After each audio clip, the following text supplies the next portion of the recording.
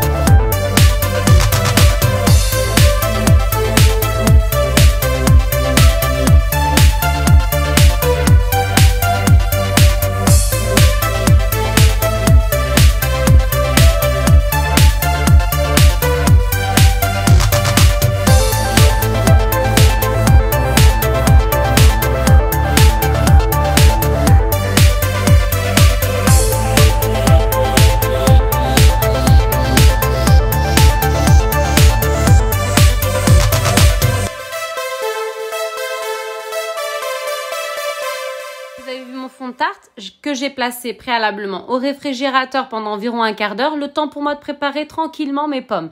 J'ai pris des Pink Lady. Tout le monde connaît les Pink Lady.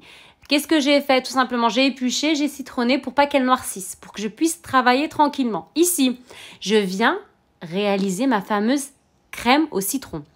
Un verre, moins un doigt. Un verre, moins un doigt. Que ce soit un verre à thé ou un verre à eau, ce que vous souhaitez.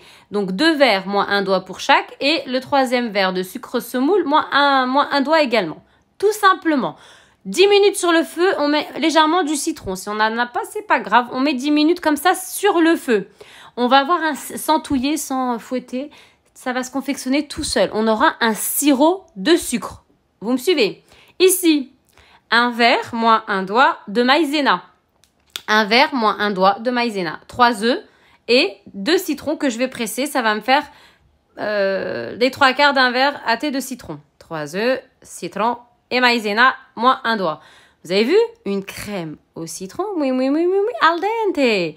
Là, je mets le verre à thé, moins un doigt de... C'est bizarre, hein? Moins un doigt, vous avez vu, hein? C'est magique. Et les 3 œufs et le verre, moins un doigt de maïzena.